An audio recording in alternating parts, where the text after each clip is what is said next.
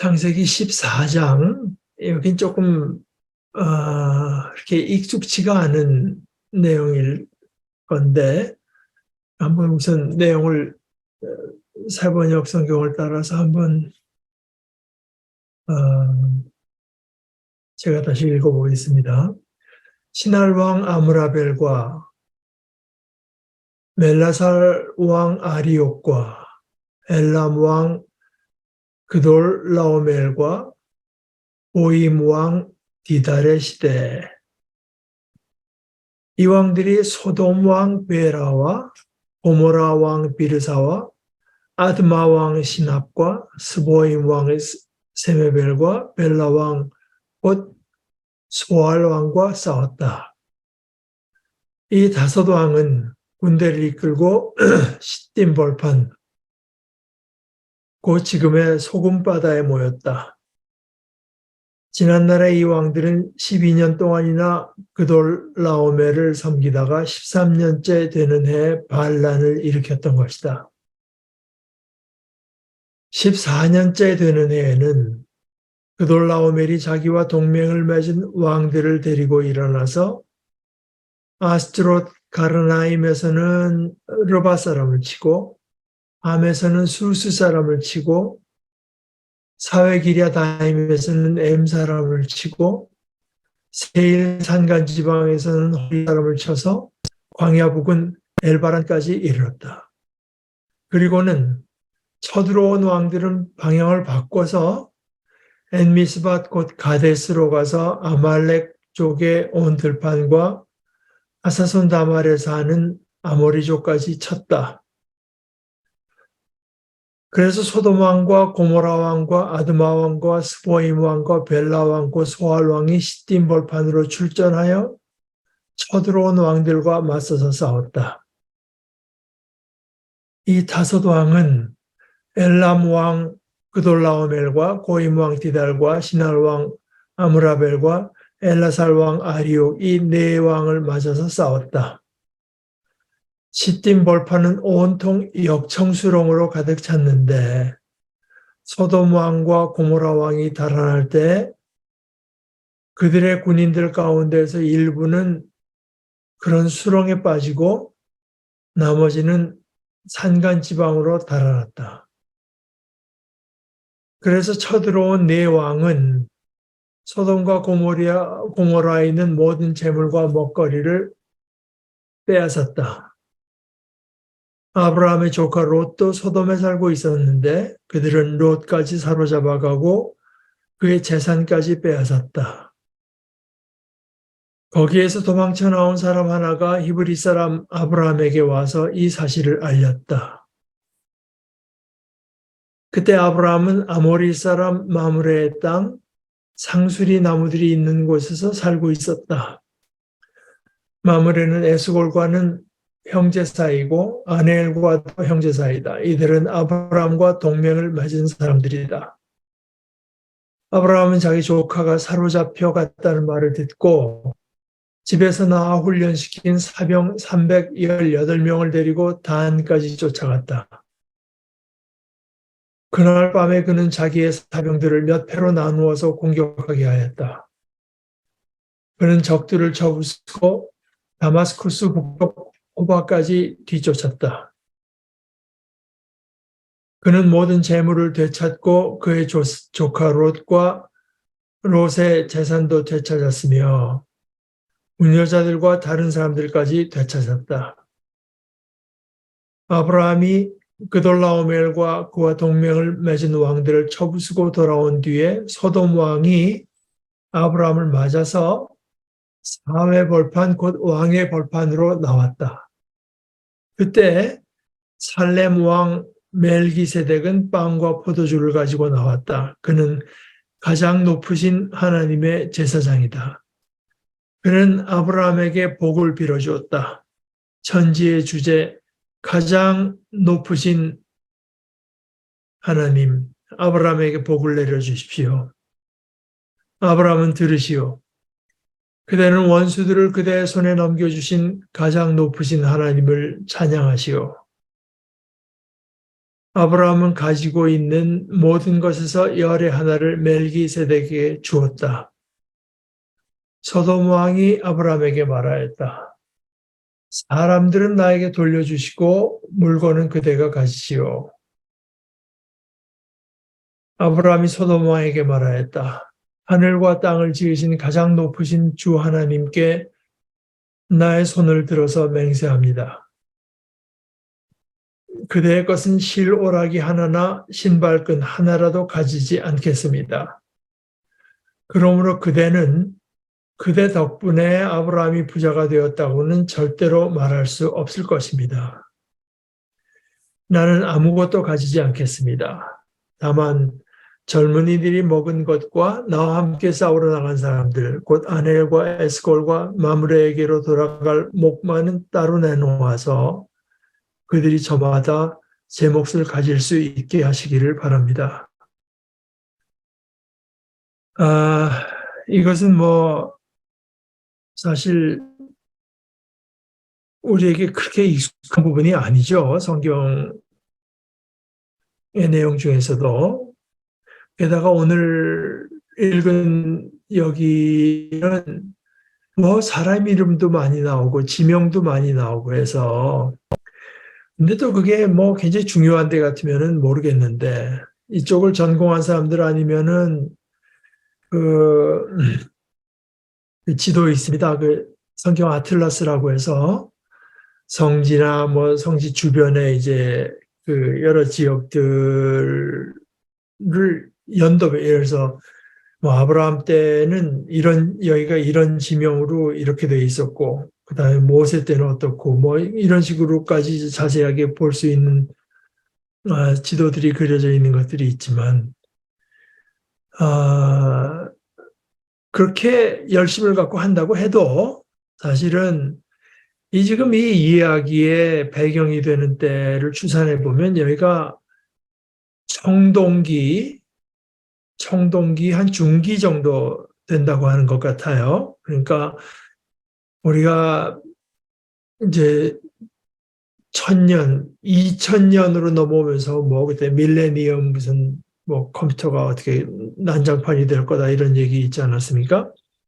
근데 이거는 이제 예수님 오신 뒤의 일이고, 예수님 오시기 전에도 이제 1000년 단위로 본다면은 그 주전 그 두 번째 1000년 때, 그러니까 이게 아마 BC 1500년 그 전에 1500년에서 2000년 사이 상당히 오래전에 이제 이야기일 것으로 보는데, 그러니까 예를 들어서 1절에 왕 이름이 잔뜩 나오고 4명이 나오고 그다음에 그 지역 이름도 나오는데, 이 중에서 우리가 알만한 우리뿐만이 아니라 학자들이라고 해도 알만한 지역이 2개밖에 없어요. 첫째는 신할은 이제 바벨 세울 때도 신할 평야가 나오고 하는 것이 이제 바벨론입니다.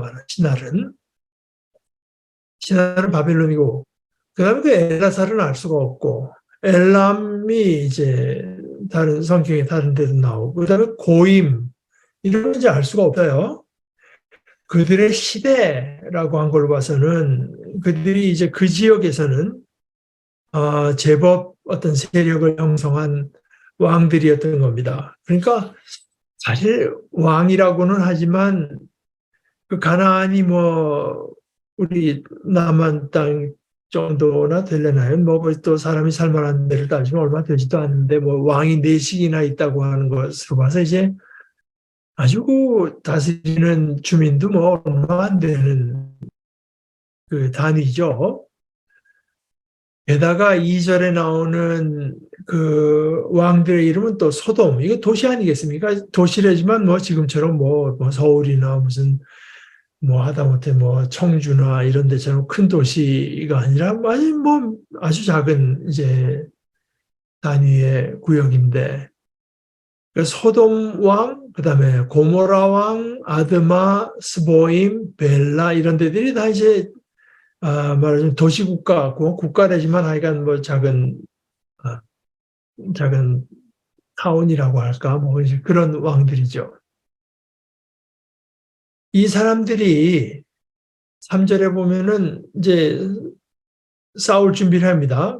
4절에 이렇게 나오죠. 12년 동안이나 그돌라오멜, 그러니까 엘람 왕을 섬기다가 이제 안 되겠다.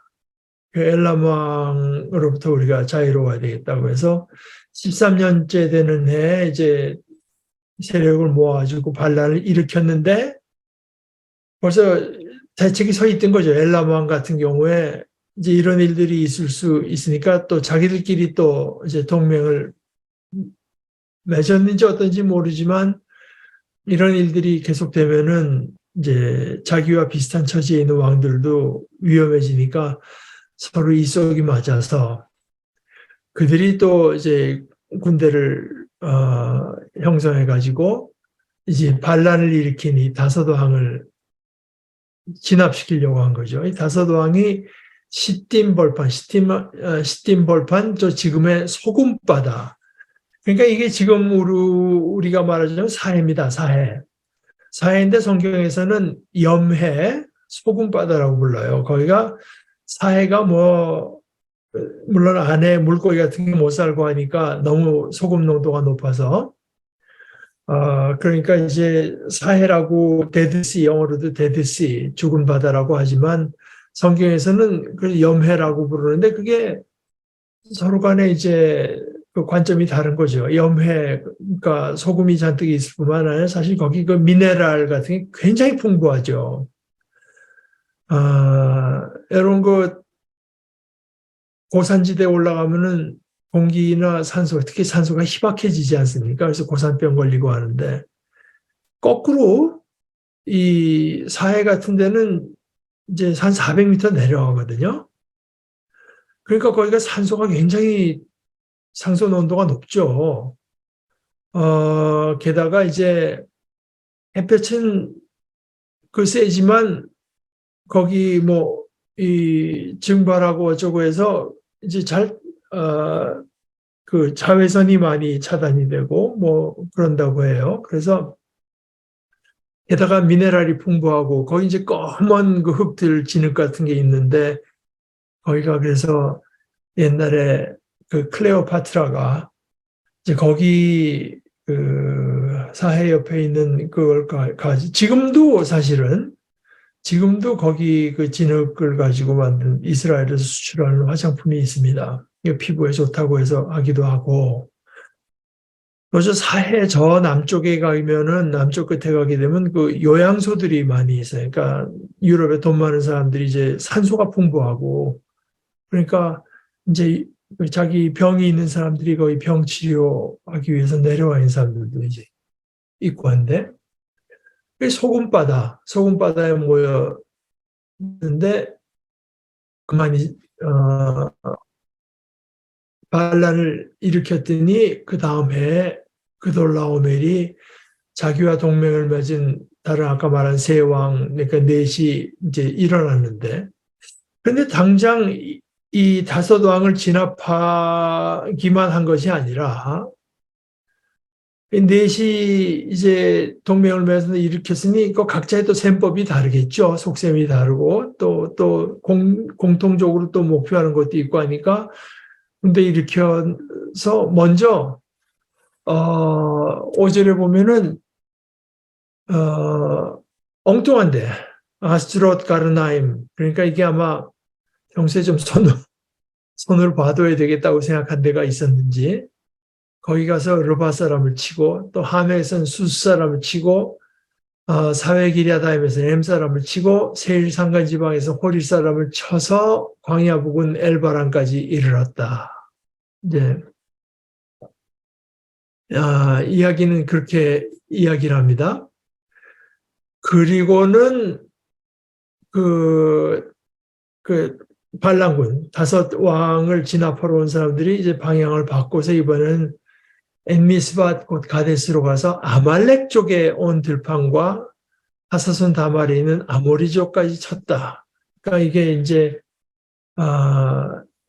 진압을 해둬야 될 사람들이 있었던 거겠죠. 그러니까 이제 이런 난장판 속에서 처음에 그 반란을 일으켰던 소돔 왕, 고모라 왕, 아드마 왕, 스보임, 벨라 이런 사람들이 또 자기들이 출동을 해서 이제 싸워야 될 형편이다 생각해서 시딤 벌판으로 출전해서 맞서서 싸웠는데 결국 그 10절에 이제 그 시딤 벌판 그게 이제 사해 옆에 진흙이 잔뜩 까만색이면 새까만색 진이 그걸 다 피부에 바르면 피부에 좋다고 해서 바른 사람들 많이 있죠.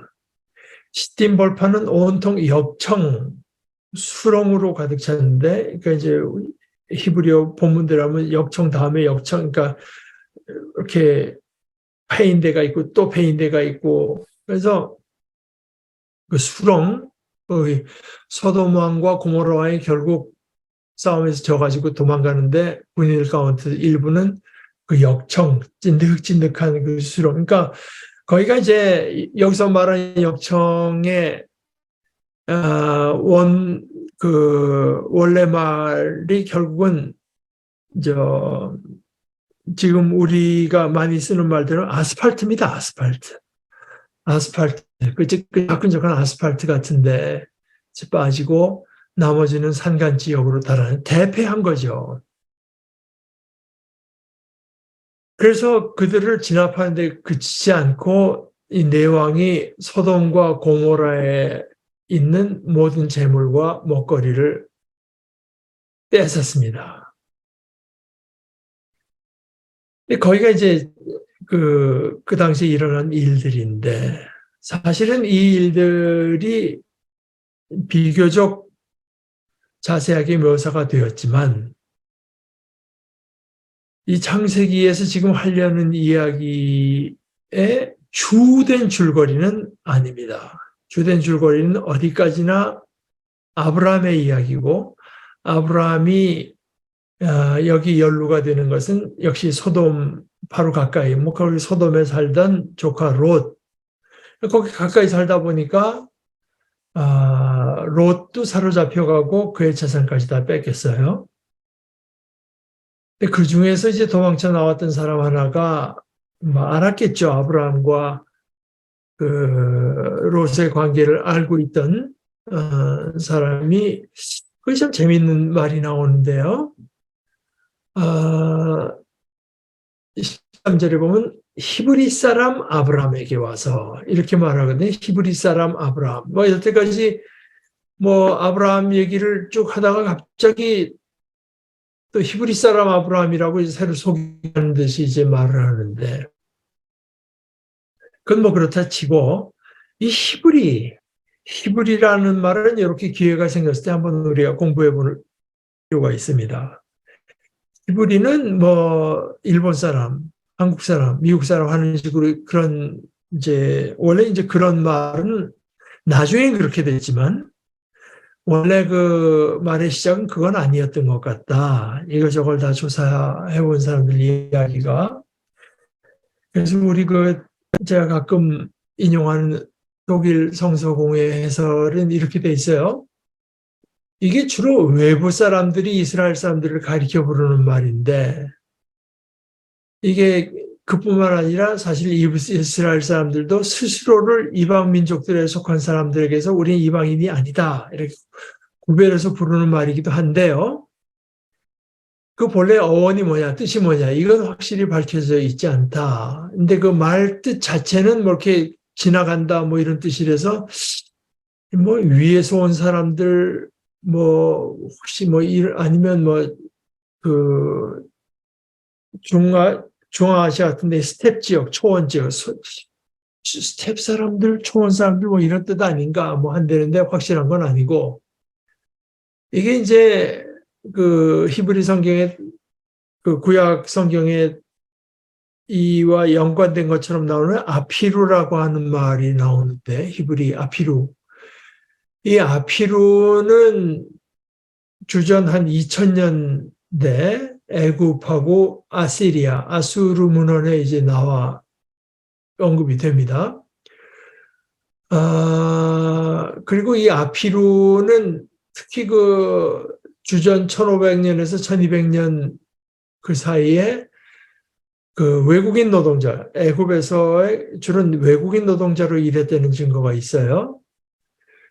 그렇지만 아피루가 쓰이긴 했는데 결국 보게 문헌을 잘 여러 가지 증거를 보면은 그런 신분의 여러 종족들을 통틀어 말하는, 그러니까 아피루 밑에 또 이제 더 세분하자면 또 다른 그룹이 있는 것으로 보이는데, 뭐 하여간 이 성경에 또 나오는 이름이 이제 에벨, 히브리 에벨, 이것이 아마 히브리 사람들의 시조로 추측되는데, 이게 이제 창세기 앞에 우리가 봤던 11장에 나오는 셈, 함, 야벳 중에서 셈 민족들의 그 노아의 세 아들 중에요. 셈 민족들의 계보에 들어 있습니다. 이제 이스라엘이 바빌론으로 포로로 잡혀갔다가 돌아온 그 다음에는 같은 말이라도 좀 내용이 달라져서 히브리 사람이라고 하면은 그때부터는 좀 이제 높여 부르는 말, 그래서 유대 사람들이 자기들 스스로를 그렇게 가리키는 이름이 그때 이제 되고, 예를 들어서 빌립보서, 신약성경 빌립보서에서는 팔레스타인 지역 유대인들을 또 히브리인들, 그러니까 같은 말이라고 해도 그 말이 이제 가리키는 어떤 그룹이 어떤 건가가 이제 시대에 따라서 이제 달라지는 거죠. 그리고 팔레스타인 출신 유대인들이라고 하는 게 여러 가지 그 역사적인 상황이나 정치적인 상황 이런 것 때문에 많이 흩어지지 않았습니까? 여기저기. 그러나 팔레스타인 출신 유대인들을 히브리라고, 뭐 거기 정통 유대인이라고 해야 될까요? 이제 그때부터는 그 사람들뿐만 아니라 이들이 하는 말, 글자 이런 걸 히브리 말이라고 부르게 되었다.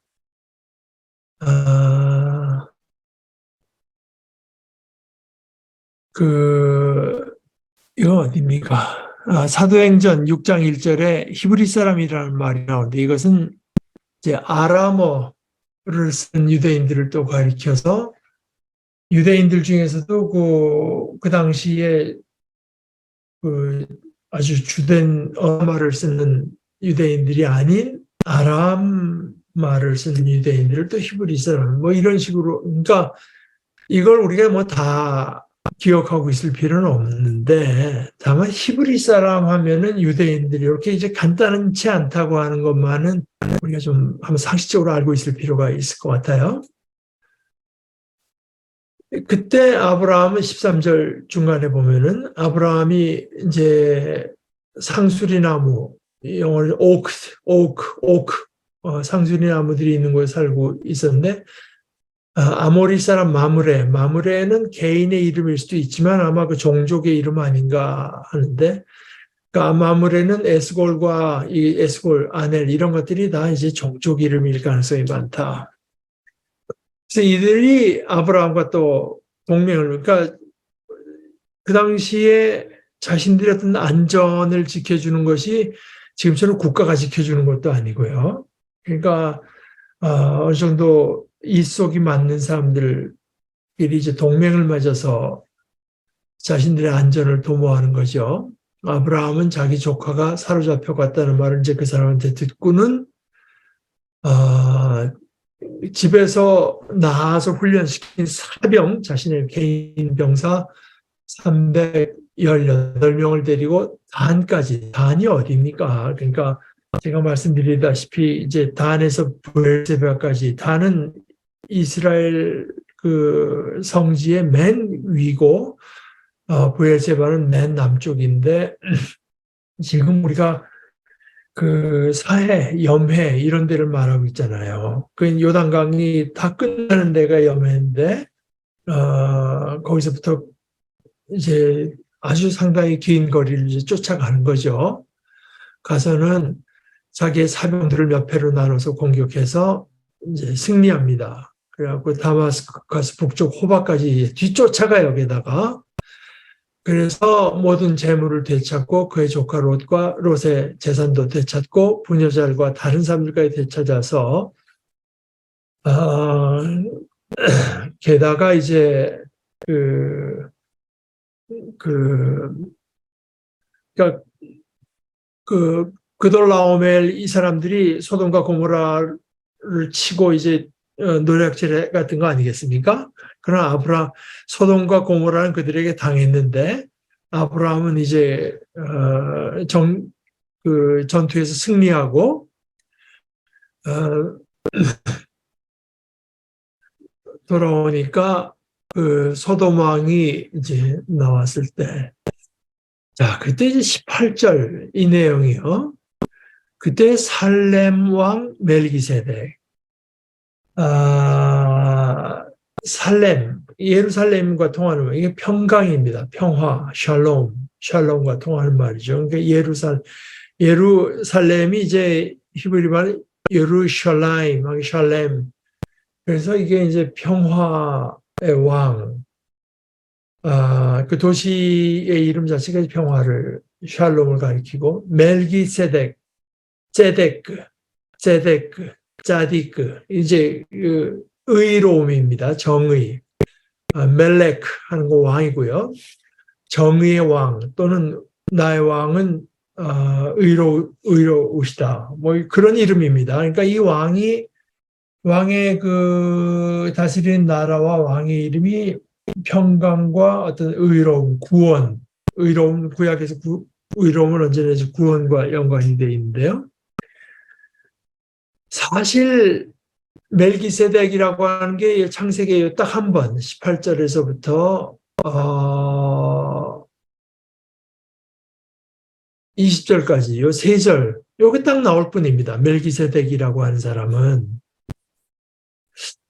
근데 이때 이제 이 사람이 빵하고 포도주를 가지고 나와서 아브라함에게 복을 빌어줘요. 천재 주제, 이게 복을 빌어주는 것이 제사장이, 그러니까 이 사람은 왕이면서 제사장입니다. 그런데 아브라함처럼 똑같이 여호와 하나님을 섬기는지는 알 수 없으나 굉장히 그가 섬기는 그 하나님의 성격이 이제 상당히 비슷하고 가깝습니다. 그래서 그가 아브라함의 그 복을 빌어주는데 천지의 주제라고 부르기도 하고, 가장 높으신 하나님 아브라함에게 복을 내려주십시오. 그러면서 이번 아브라함 쪽에 아브라함은 들으시오. 그러니까 이 제사장이라고 하는 것이 하나님과 다른 사람 사이에 서서 이제 하나님의 축복을 빌기도 하고 하나님께로부터 내려오는 축복을 이들에게 선포하기도 하고, 이제 바로 그 역할을 하는 거죠. 그대는 원수들을 그대의 손에 넘겨주신 가장 높으신 하나님을 찬양하시오. 그렇지 않습니까? 소돔 왕, 고모라 왕, 뭐 이 다섯 왕이 이제 속절없이 당한 훨씬 그 대규모의 이제 왕을 아브라함이 물론 뭐 준비가 됐을 수도 있고 밤에 이제 몇으로 나눠서 공격하게 한 어떤 그 전략이 주요했을 수도 있지만 결과적으로 그 원수를 그대의 손에 넘겨주신 것은 가장 높으신 하나님입니다. 그래서 아브라함이 거기 동의했겠죠. 동의했기 때문에 자기가 가지고 있는 모든 것에서 열의 하나를 멜기세덱에게 주었어요. 그러니까 노략질한 데 준 것도 아닙니다. 자기가 가진 모든 것에서 10의 하나를 멜기세덱에게 주었습니다. 멜기세덱은 이렇게 딱 한 번 나올 뿐인데 사실 이것이 이제 예를 들어서 저 뒤에 시편에 이제 인용이 되는데요. 시편 110편입니다.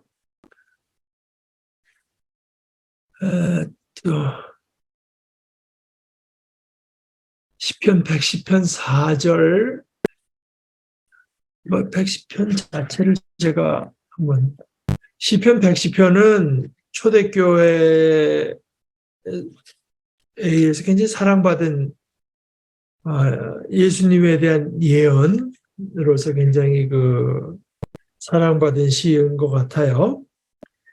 여호와께서 내 주에게 말씀하시기를 내가 내 원수들로 내 발판이 되게 하기까지 너는 내 오른쪽에 앉아 있으라 하였도다.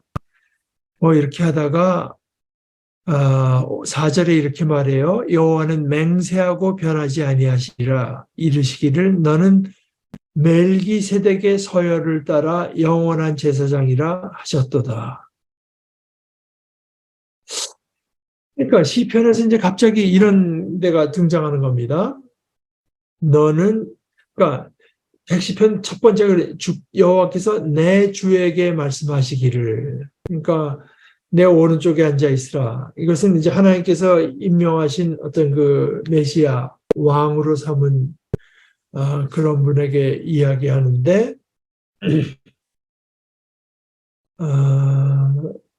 너는 멜기세덱의 서열을 따라 영원한 제사장이라 하셨도다. 멜기세덱의 서열도 나오지 않고 느닷없이 이제 나왔는데, 그 느닷없이 나왔다고 하는 것이 이제 더 어떤 의미심장한 이야기가 됩니다. 게다가 신약 성경에 와서는 특별히 저 뒤에 히브리서 6장 마지막에서부터 7장의 아주 많은 부분에 걸쳐서 멜기세덱을 계속 이제 이야기합니다. 6장 마지막 절 20절 그리로 19절부터 제가 읽어보겠습니다. 우리가 이 소망을 가지고 있는 것은 영혼의 닷 같아서 튼튼하고 견고하여 휘장 안에 들어가게 하나니, 예수님께서 이제 성소의 휘장, 예수님께서 돌아가실 때 그 몸이 찢기실 때 휘장이 찢어지고 예수님께서 이제 하나님의 앞으로 들어가신 거죠. 그리로 앞서가신 예수께서 멜기세덱의 반차를 따라 영원한 대제사장이 되어 우리를 위하여 들어가셨느니라. 그럼 7장 1절에 이렇게 말해요. 이 멜기세덱은 살렘 왕이요 지극히 높으신 하나님의 제사장이라. 여러 왕을 쳐서 죽이고 돌아오는 아브라함을 만나 복을 빈 자라. 아브라함이 모든 것의 10분의 1을 그에게 나누어 주니라. 그 이름을 해석하면 먼저는 의의 왕 ጼ데크, 멜기ጼ데크, 의의 왕이요. 그 다음은 살렘 왕이니 곧 평강의 왕이요. 그러니까 이제 ጼ데크는 의요, 또 다른 의미에서 구원이라고 할 수 있고, 그 살렘 왕이라고 하는 건 평강의 왕이고, 게다가 3절에 이렇게 말해요. 아버지도 없고 어머니도 없고 족보도 없고 시작한 날도 없고 생명의 끝도 없어 하나님의 아들과 닮아서 항상 제사장으로 있느니라. 이 사람이 얼마나 높은가를 생각해 보라. 조상 아브라함도 여기는 노량물이라고 했네요. 노량물 중 10분의 1을 그에게 주었느니라. 그러면서 쭉 설명하는 것은 결국은 서열이 낮은 사람이 높은 사람에게 이제 바치는 거 아니냐. 멜기세덱이라고 하는 게 느닷없이 나왔다고 하는 점에서도 주님을 닮고, 시편에서도 이제 너는 멜기세덱의 반열을 따른 이제 말하자면 메시아가 된다고 하는 예언이 있고, 이제 그 히브리서에서는 그것을 한 석절밖에 안 되는 내용이지만 이것을 자세히 논하면서 예수님에 대한 설명으로 멜기세덱을 들고 나와서 이제 말하는 것입니다. 그러면서 결국은 뭐냐? 예수님은 왕이시면서 제사장이다. 우리에게는 우리를 다스려 주시는 하나님께서 세워주신 진짜 왕, 영원한 왕. 이것은 이제 오늘 이 시편 2편이 이제 그것과 연관이 되는데, 왕이신 예수님. 예수님은 왕이시면서 오늘 이제 그 설교의 본문하고 연관되는 부분입니다. 왕이시면서 제사장, 우리에게는 이 제사장이 있다. 하나님과 우리 사이에 서서 이제 하나님의 복을 우리에게 또 우리가 하나님께 바치는 것을 그것이 하나님께 바치는 것이 되도록 이제 중간에 그 일을 맡아서 해주시는 예수님 영원한 제사장이 있다. 예, 뭐 이런 비록 이제 성경 전체의 세 절밖에 안 되는 부분이지만 이것이 특히 우리 크리스천들에게는 히브리서의 말씀 때문에 이제 중요한 내용이 됩니다. 그래서 아브라함이 뭐 여기서는 가진 것이라고 했고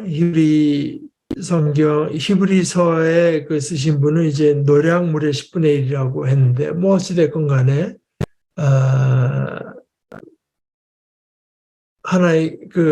하나님의 복을 중재하는 이에게 아브라함이 10분의 1을 바쳤다.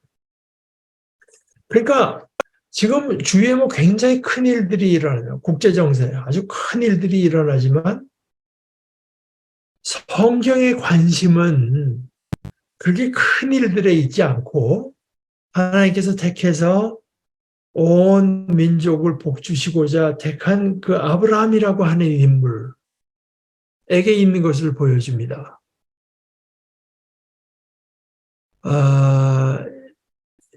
이것은 상당히 중요한 이제 일입니다. 물론 우리가 그렇다고 해서 뭐 세계에서 어떤 일이 일어나건 우리는 관심이 없고 그저 어떻게 어디 가서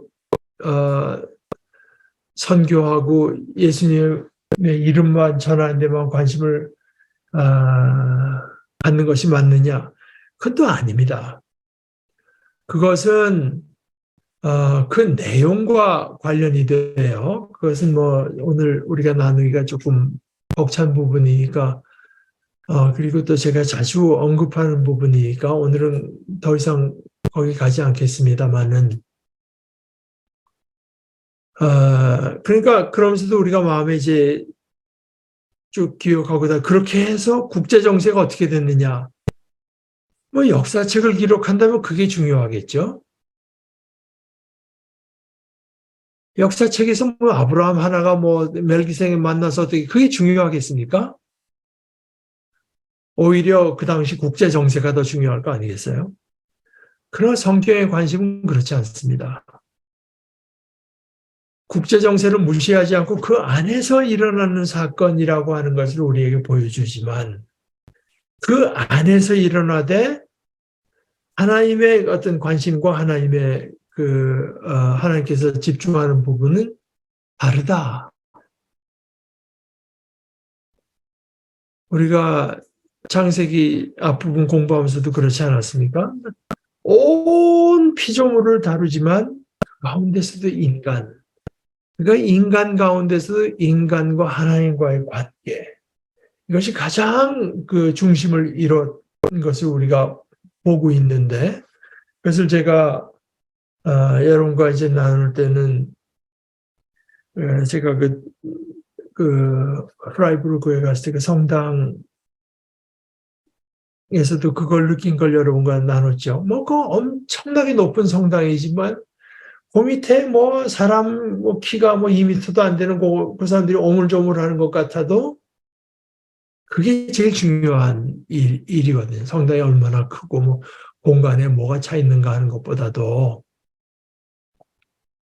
그래서 우리가 뭐 우주가 뭐 137억 년 뭐 몇천억 개가 되는 별을 가진 그런 갤럭시가 또 몇천억 개 거진 1조 개 가까이 되고 하는 말을 들으면 인간이라고 하는 게 그 안에서 뭐냐 이런 생각이 이제 들 수도 있지만 그러나 우리가 성경을 볼 때 결국 그 모든 것을 지으시는 하나님께서 중요시 여기는 것이 뭐냐. 그러니까 단지 그 규모를 가지고 우리가 그 어떤 가치나 중요도를 논할 수는 없다 하는 걸 이제 어디까지나 하나님의 관심사는 이렇게 아브라함이라고 한 인물과 하나님 사이에 어떤 일이 일어나는가, 이제 거기에 있는 것을 우리가 보게 되죠. 근데 그러면서도 아브라함이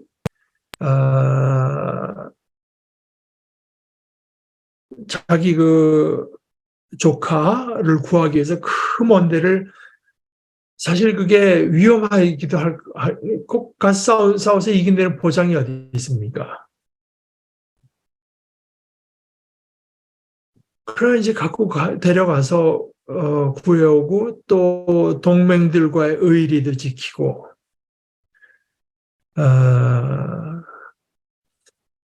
저는 이것이 이제 본격적으로 그걸 말하는 건 아니라고 해도 사실은 크리스찬들, 약속의 백성이 이 세상 가운데서 살아가는 하나의 모습이 여기에도 잘 나타나 있다고 이제 생각합니다.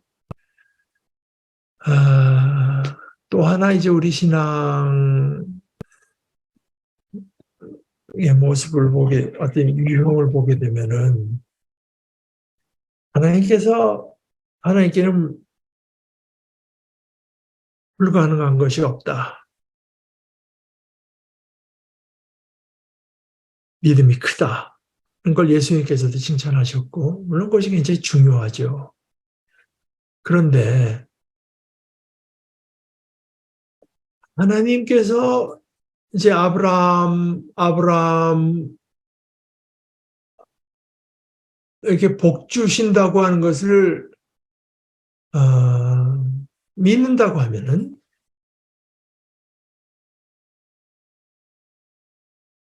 이 아브라함처럼 이 땅에서 의리를 지키고 도리에 맞게 살면서 이제 윤리가 거기 마땅히 따르는 것이 맞다. 이거 뭐 하나님께서 다 해주신다고 하는 것을 믿기만 하고,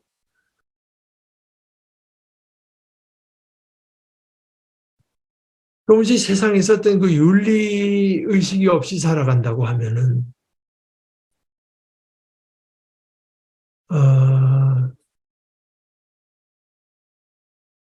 이건 자꾸 이제 얘기하려다 보니까 마음에 이제 떠오르는, 그게 있어 지금 말하는데 좀 주저되는, 그러니까 이 사람을 보게 되면은 하나님께서 우리 필요를 다 채워주신다, 복 주신다, 하나님께 불가능한 것이 없다. 늘 이제 그걸 강조를 하는데,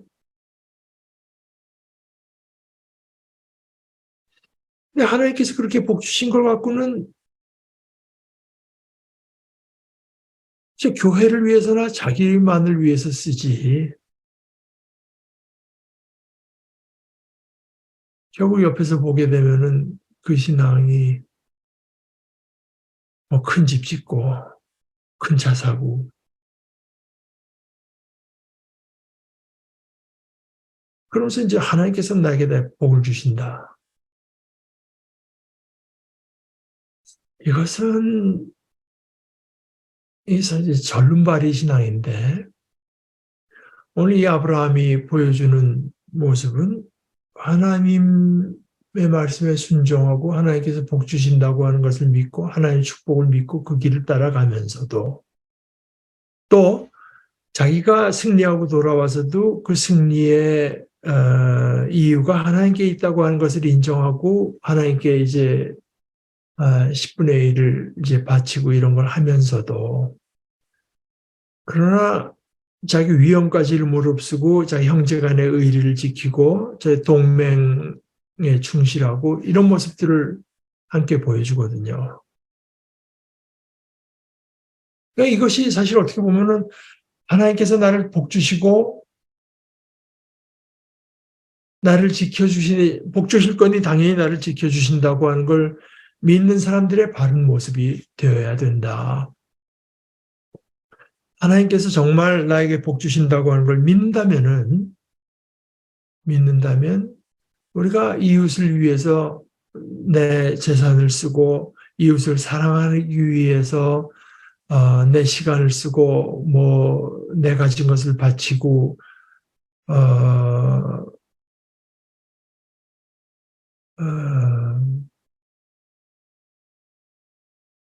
하는데 주저함이 없어야 옳죠. 어, 이것은 이제 오늘은 그 정도만 이야기를 하고 우리들이 다음번에 할 때 어쩌면은 한번 다시 언급을 할지도 모르겠습니다. 왜냐하면은 이것은 상당히 우리 현재 신앙의 모습에 어떤 relevance, 그러니까 직접적인 연관성을 갖는 문제라고 저는 생각합니다. 어, 여기 나중에 소도모아에게 말하는 것도 그렇잖아요. 어, 재산은 노력한 건 다 가지시고 사람만 돌려달라고 하는 사람에 나는 하나도 가지지 않겠습니다. 다만 내가 마땅히 비용을 치른 것, 또 나와 동맹을 맺은 사람들의 것, 이것은 내가 이제 챙기겠지만 다른 것들은 내가 챙기지 않겠습니다. 그래서 당당하잖아요. 당당하잖아요. 그러니까 예수 믿는 우리의 형편으로 와서도 하나님께서 우리의 삶을 이제 지켜주시고 복준다고 하는 걸 우리가 진정으로 믿는다면은 뭐 당당한 모습과 모습이 갖춰져야 된다. 아, 오늘은 그 정도만 이제 함께 나누도록 하십시다. 기도드리겠습니다. 하나님 아버지, 저희들은 오늘 아버지께서 들려주시는 이야기를 받았는데 이 이야기 속에서 또한 많은 것을 생각하게 됩니다. 특별히 아버지께서 택하신 아브라함의 모습에서 아버지의 그 구원의 역사에 참여하고 자신의 가장 중심된 것이 바로 그 아버지와 아버지께서 베풀어 주신 구원에 있는 것을 간직하고 사는 사람이 이 땅에서 어떤 모습으로 살아갈 것인가도 저희들이 생각해 보았습니다.